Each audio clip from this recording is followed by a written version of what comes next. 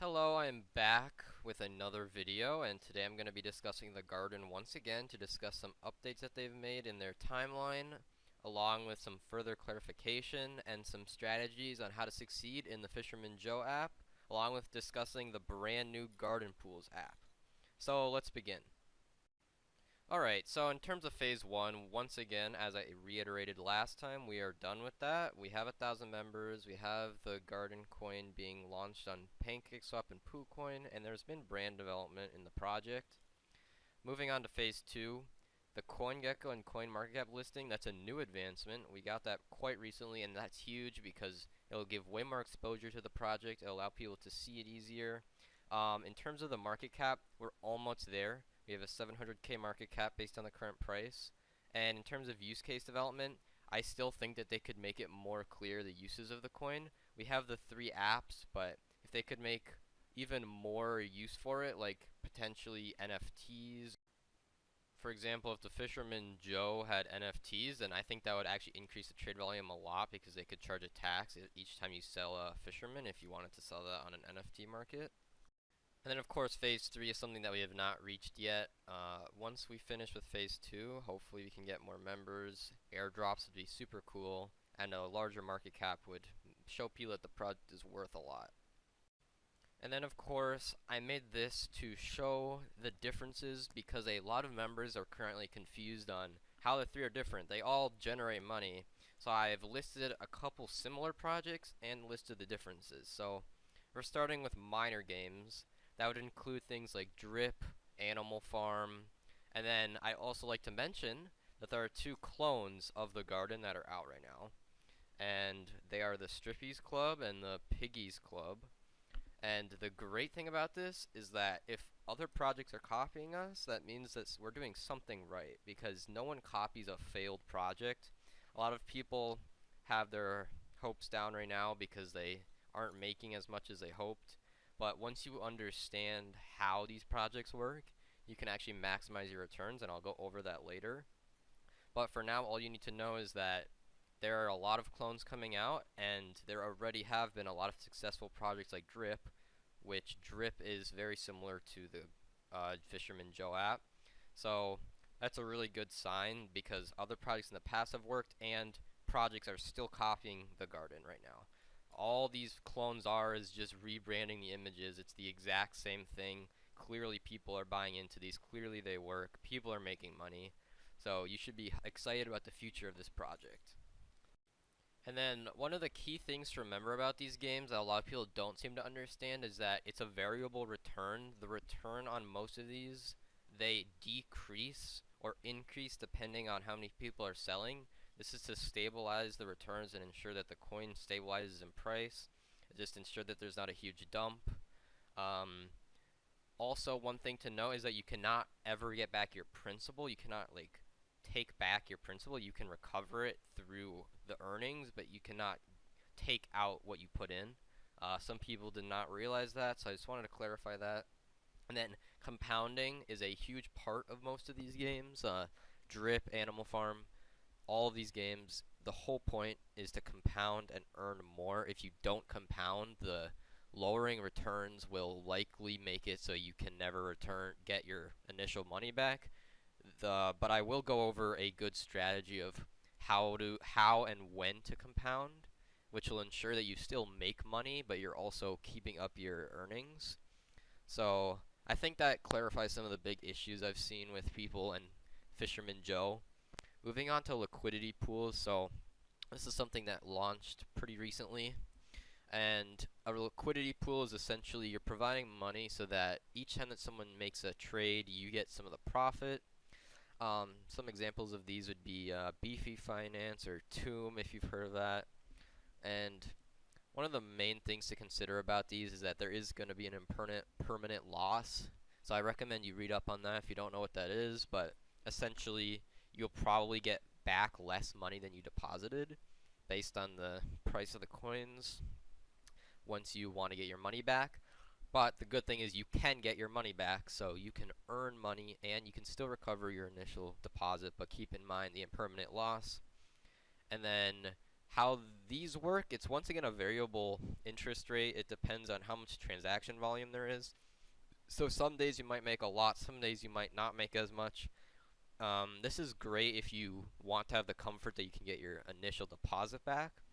But I will let you know that overall, I would say that these will make less money than the Fisherman Joe, simply because it depends on the trading volume, and some days there might not be much trading, so you won't make a lot, and then some days there might be a lot of trading. But if you want a more stable return, then Fisherman Joe has, although the interest rate on Fisherman Joe can vary, if you use a compounding strategy, you basically know that you're going to get back a rough percentage each week. So I would say splitting up between these two is a great idea. Obviously, we don't have the pirate game out yet. Once we have pirate game out, then there'll be a third thing that you can diversify into. Of course, it's always good to have diversity, so I recommend you split up your money between these.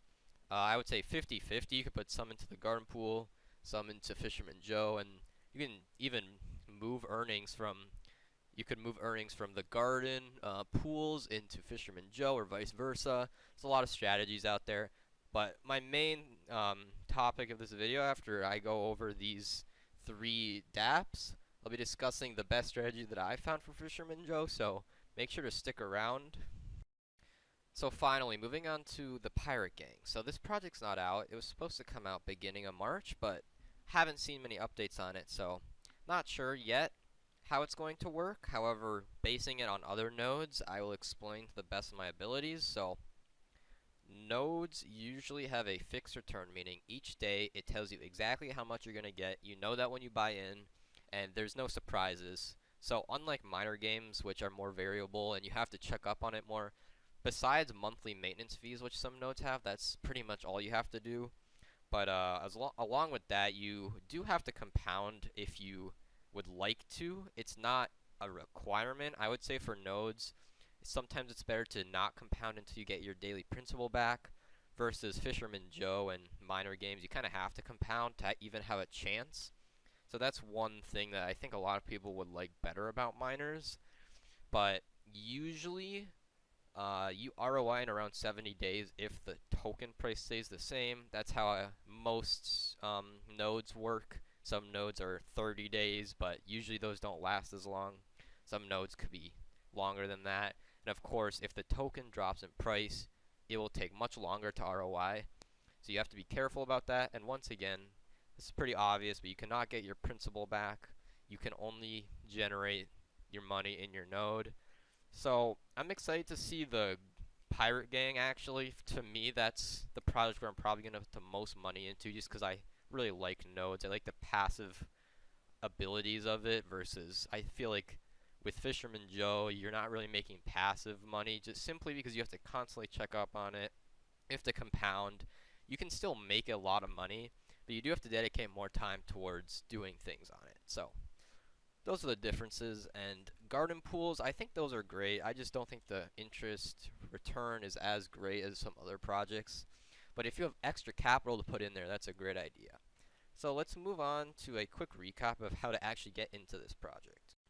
So you can use pretty much any exchange, but if you want the easiest route, I would just buy BUSD or BNB on Binance, transfer that to MetaMask, and then once that's on MetaMask, you can buy the TGC coin on PooCoin or PancakeSwap, and that's pretty much it. It's pretty easy. If you want any further clarification on how to do that, you can always join the Discord and ask for help. But I'm not going to spend too much time on that. I covered that in the previous video, so if you want a more in-depth look, you can look at the previous video. But now this is the core of the video. I'm going to go over the compounding strategy for Fisherman Joe. Alright, so there's kind of a lot going on here, so I'm going to explain how I've gathered the data and how this is beneficial to understanding Fisherman Joe. I think a lot of people in the Discord in the community are really struggling because they're constantly seeing their returns diminishing, and that is a factor of these games. One of the things that differentiates Fisherman Joe from Drip is that Drip pays 1%, Fisherman Joe pays 3%. So in return, in order to balance that out, unfortunately, Fisherman Joe has inflation, where you will earn less fish per day. However, if you handle yourself properly, you can actually make more than something like Drip, because if you compound, you can get that 3% back. So I've gathered data over a 1 week time span of this data is essentially assuming that you invested 33 TGC. 3% of that on the first day with zero decay. I'm calling the inflation decay. You'd get 1 back. 1 TGC, which at that day would be $4.50. After that, on day 2, there would be 7.85% inflation. So this is using real data on each of these days, as you can see on the left. This is how much inflation. I measured it and I put it on this chart. So on the second day, you would only make 0.921 TGC. And then so on and so on. On March 1st, you would make 0.865, 0.830, 0.780, 0.739, 0.719, and then the total amount that you would make in TGC in a 7-day time period is 5.854. So, if you calculate that out, that is actually 17% of your initial investment. If you put in 33 TGC, you made 17% back in a week, which is really good, actually. People are deceived because they feel like the returns are diminishing each day, but because it's paying 3%, which is honestly unheard of in most minor games, it balances out, really. So we can also visualize that on the chart. You can see that each day it slowly decays. Slowly decays over time. And then, as you can see on the decay totals, there was 24% decay total. So you basically made 24% less on the last day than you did in the beginning. However, you still can ROI in 3 months. If we look at the data here, so if we made 17.74 per week, then we can assume that's around 9% per week, because the strategy that I've come up with, and I think this is a good strategy, is take profit for an entire week. Take this profit, keep your money, right? You have 5.84 TGC. Then, the second week, what you're going to want to do is compound the entire week to get yourself back up to 3%. Then, the next week, take profit. What this is going to allow you to do is essentially you're going to make around 9% per week based on this data, and it can change. The inflation could get worse, but based on this data, you would make after 1 week 17%. So if you only took profit every other week, you would make 9% per week, and you would ROI in around 12 weeks, which is 3 months. Using this data, we can see that that's similar to a node project like Power, Thor, Strongblock. Very similar return. If you follow the strategy correctly, this could actually be more lucrative, because the thing with those projects is the price, especially on projects like Strongblock, has been tanking recently. And if we look at the price on this project, it has been consistently going up and down in a pretty succinct pattern that we can measure. This is a great time to buy in. The price is at one of the lowest points, but it always seems to go up. So if you're on a week where you're supposed to compound, but the price has gone up 3x, then I think it's a good idea to sell. Obviously, you can modify the strategy to fit your own needs, but this is just me trying to actually get to the bottom of, is this project worth it? Can you make money on Fisherman Joe? And yeah, I think I've come to the conclusion that it does work if you do it correctly. You can see all this data here, and you can see the price for this week has been very consistent. But I think that's the bottom line. I think even after a week, you're still making 2.28%. It's definitely worth it. You're making more than you might think.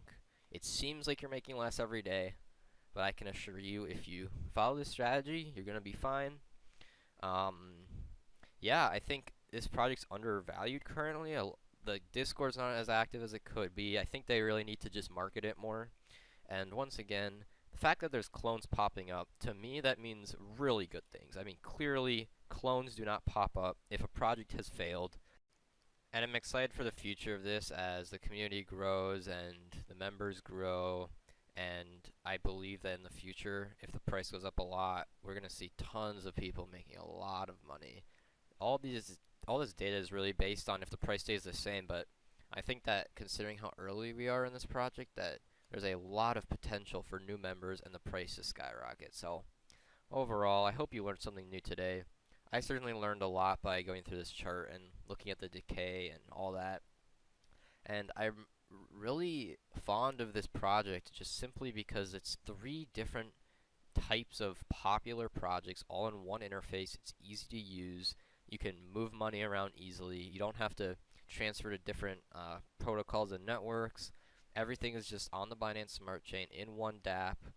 So I think there's a lot of potential here. I haven't seen any other projects that does something like this, and I hope you're excited for the future too. Once again, use my referral in the description if you're interested in getting in on this.